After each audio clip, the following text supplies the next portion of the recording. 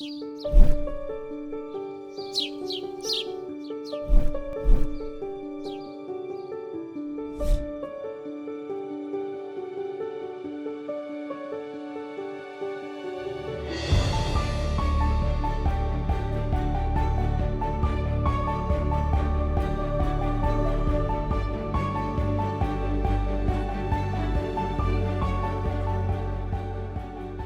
à tous, je m'appelle Jean-Baptiste Fini, je suis professeur au Muséum national d'histoire naturelle à Paris et je vous remercie de l'intérêt pour ce MOOC sur la prévention des risques environnementaux chez la femme enceinte et le petit enfant. Et je vais vous parler aujourd'hui de l'impact des polluants environnementaux sur le système nerveux. Alors ce qu'il faut savoir, c'est que le système nerveux c'est partagé chez les métazoaires, donc chez des invertébrés comme des vertébrés, mais on a une tête, donc une céphalisation qui est apparue plutôt chez les chordés.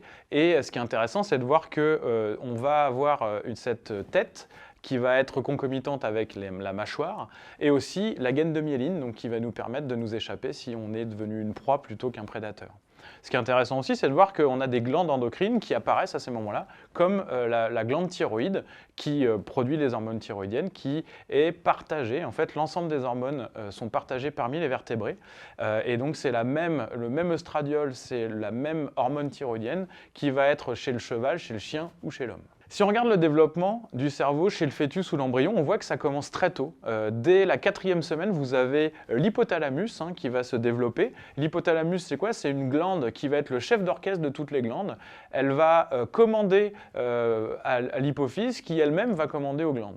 Par exemple, si on regarde les hormones thyroïdiennes, eh bien c'est la TRH qui va être produite par l'hypothalamus, qui va stimuler la production de TSH au niveau de l'hypophyse, qui va elle-même stimuler la production de T4, thyroxine, ou T3 au niveau de la glande thyroïde. Si on regarde l'axe des œstrogènes, eh bien c'est la GnRH qui va être produite au niveau hypothalamique et ensuite qui va induire la production de LH et de FSH et ensuite la production d'œstrogènes ou de progestérone. En fait, ce qui est intéressant, c'est de voir que donc, toutes ces hormones vont avoir des rôles dans la prolifération des cellules nerveuses, vont avoir un rôle dans la différenciation. Est-ce que ça va devenir un neurone? Est-ce que ça va devenir un astrocyte? Est-ce que ça va devenir un oligodendrocyte? En fait, tout ça, c'est pas encore bien connu et il y a des pans de recherche qui s'ouvrent là-dessus et sur l'organisation des cellules, sur la migration des cellules. Tout ça, c'est dépendant de signaux hormonaux, donc les hormones qui sont des messagers chimiques entre deux axes. Donc là, par exemple, si on regarde une femme enceinte, eh bien, on a ces signaux hormonaux au niveau hypothalamique qui vont transiter, qui vont donner des signaux aux glandes, mais on a aussi ces hormones qui vont pénétrer au sein du compartiment embryo-fœtal via le placenta. On a des transporteurs spécifiques au niveau membranaire qui peuvent être l'objet de perturbations. Si on regarde dans cette femme, on a différents niveaux d'interaction possibles avec des polluants chimiques. Le polluant chimique peut interagir directement au niveau de la glande de l'hypothalamus, soit au niveau de l'hypophyse ou au niveau des glandes elles-mêmes qui peut bloquer la synthèse des hormones. Mais ça peut aussi empêcher l'hormone d'atteindre le compartiment fœtal. C'est pour ça que c'est extrêmement important d'avoir un environnement le plus sain possible au niveau chimique pendant le développement fœtal, puisque les conséquences de petites modifications peuvent avoir des conséquences à long terme et surtout irréversibles. Si on regarde les hormones thyroïdiennes, on a donc cette production d'hormones via la glande, comme je vous l'ai dit. Il y a une distribution de ces hormones via la circulation sanguine. Si on a un surplus, c'est éliminé par le foie.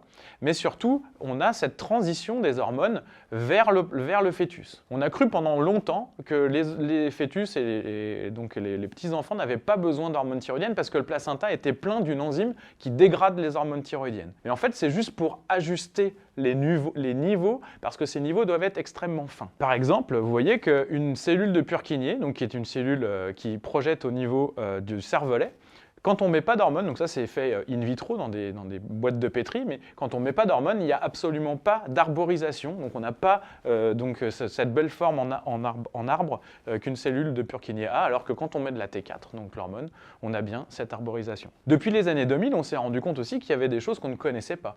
On a vu qu'il y a des enfants qui sont atteints de mutations sur les récepteurs aux hormones thyroïdiennes, TRα et β. On s'est rendu compte qu'il existait des transporteurs membranaire pour les hormones thyroïdiennes pour rentrer dans la cellule. On a toujours pensé que c'était par diffusion facilitée. Et on s'est rendu compte aussi que dès le plus jeune stade des cellules, c'est-à-dire les cellules souches, eh bien, les hormones peuvent influencer cette décision de savoir si le progéniteur neural va devenir, comme je vous disais tout à l'heure, un oligodendrocyte ou plutôt un neurone. Si on regarde ce qui est fait à la naissance, c'est qu'on vérifie avec le test de Guthrie différentes enzymes ou hormones. Une des hormones, c'est la TSH. La TSH, c'est l'hormone hypophysaire dont je vous parlais tout à l'heure. Eh bien, cette hormone, elle est produite en grande quantité et normalement, comme on a une synthèse d'hormones, eh bien, il y a un rétrocontrôle négatif qui se fait sur l'hypophyse. Ça veut dire que quand le bébé naît, 3 jours après sa naissance, il doit y avoir un pic en hormones thyroïdiennes et une baisse de la TSH. Si cette baisse n'a pas lieu, eh bien, l'enfant est atteint d'hypothyroïdie congénitale qui doit être traitée grâce au lévothyrox, grâce à de la L-thyroxine. On ne s'était pas tellement intéressé à ce qui se passait pendant la vie fœtale. Mais on sait maintenant que même le premier trimestre de grossesse, où là, l'enfant, enfin le fœtus, l'embryon n'a pas encore sa glande à lui, et dépend uniquement des hormones maternelles, eh bien, même cette période-là est extrêmement importante. Des publications ont montré que, par exemple, on a une modification des temps de réaction en fait, chez les enfants dont les mères avaient des faibles niveaux d'hormones thyroïdiennes pendant la grossesse. On a une baisse des hormones thyroïdiennes fœtales. Si on regarde au niveau de l'organisme entier, donc, on a aussi un plus haut risque d'avoir des enfants qui deviennent autistes et on a aussi au niveau cellulaire un manque d'arborisation ou de projection de certains neurones. Et donc récemment, on a aussi des rapports, des articles qui ont montré qu'une hypothyroxinémie pouvait influencer le temps de réaction chez les enfants à 5-6 ans après un faible niveau d'hormones thyroïdiennes chez la mère. Et en 2016, on a l'équipe de Robin Peters, donc Tim Curriver, qui ont publié que une hypothyroxinémie comme une hyperthyroxinémie, donc ça veut dire pas assez de T4 ou trop de T4 pendant la grossesse, pouvait influencer le QI des enfants à 6-8 ans. Donc ça, c'est ce que vous voyez ici. Trop d'hormones comme pas assez va avoir des effets délétères, dans le sens où si vous n'avez pas entre 12 et 20 picomoles chez la mère pendant le premier trimestre de grossesse, eh bien, vous augmentez le risque, donc c'est ce que vous voyez quand on va sur les côtés, eh bien, vous augmentez le risque pour l'enfant d'avoir un QI inférieur à 100. Par contre, si vous regardez à l'inverse, des enfants qui ont un QI inférieur à 85, eh bien, de la même façon, si on a pas assez ou trop d'hormones, eh bien, on va augmenter le risque d'avoir un enfant avec un QI inférieur à 85. Et ce qui est intéressant aussi, c'est qu'ils ont montré que la structure même du cerveau était modifiée et qu'il y avait des corrélations. Alors ça veut dire quelques points de QI, vous allez dire, c'est pas très grave. Mais finalement, si on projette sur une population, ça peut être extrêmement grave. C'est-à-dire que là où normalement on doit avoir autant, finalement, on a une répartition selon une loi normale, hein, on est centré autour de la moyenne avec des surdoués et puis des sous-doués, et des gens qui ont besoin d'être aidés. Eh bien, si on fait un shift de 5 points de QI, en fait, pour tout le monde, on va avoir moins de personnes qui vont être surdouées et surtout, on va avoir plus de personnes en difficulté qu'il faudra aider.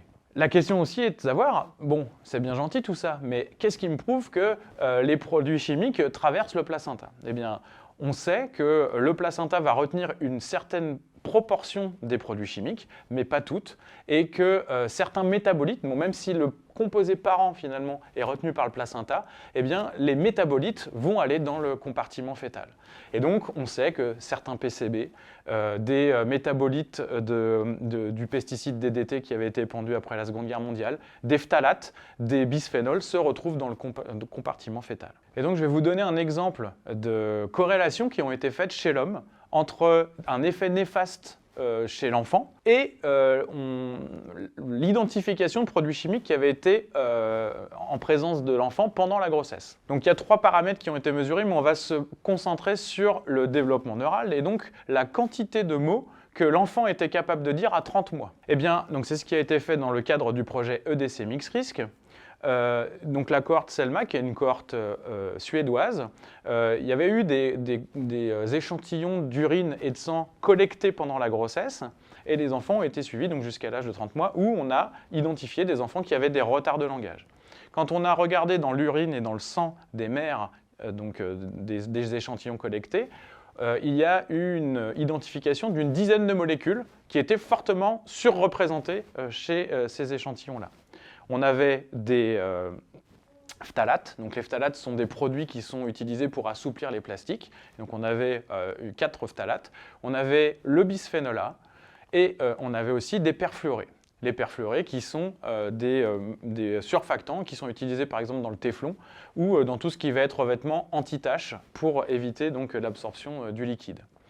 Et donc ce mélange a été recréé, on a appelé ça le mélange N pour neurodéveloppement, et il a été donné à différents partenaires qui ont pu tester l'effet sur le neurodéveloppement. Donc nous, par exemple, on l'a testé sur un embryon de grenouille, puisque la grenouille est un modèle très pertinent finalement pour regarder la perturbation des hormones thyroïdiennes, puisque c'est la même hormone chez l'homme et chez l'amphibien, et surtout c'est une hormone qui permet à l'amphibien de devenir une grenouille. Et donc on a pu voir que ce mélange perturbait les hormones thyroïdiennes, que ça empêchait l'axe thyroïdien de fonctionner correctement, ça empêchait aussi la mobilité de cet état. Des partenaires italiens, eux, ont pu regarder sur des cellules souches humaines l'impact de ce mélange. Ce que vous pouvez voir là, c'est que on a une expression des gènes dans ces cellules souches qui ont été ensuite différenciées en cellules nerveuses. Eh bien, elle est complètement différente si on expose les cellules avec ce mélange. Et donc, ça montre aussi que nous avons une modification en fait, de l'expression des gènes et donc de possibles répercussions sur la santé. Un dernier exemple, c'est sur les androgènes. Et donc, c'est de montrer que les phtalates, donc par exemple le DEHP, a aussi des rôles de perturbation de la barrière hémato-encéphalique. On sait que les enfants n'ont pas une barrière hémato-encéphalique qui est encore finie, mais en fait là, c'est une équipe française qui a montré cette année, en 2021, que l'exposition à des doses environnementales au phtalate DEHP va influencer la mise en place de la barrière hémato-encéphalique et surtout va détériorer la barrière hémato-encéphalique qui est déjà mise en place chez l'adulte. Donc voilà, je voulais donc par tous ces exemples vous montrer qu'il est important de faire de la prévention. On peut éviter l'exposition à certaines molécules chimiques et j'espère que vous pourrez vous en faire le relais auprès de vos patients. Je vous remercie de votre attention et de votre intérêt pour ce MOOC. À bientôt, au revoir.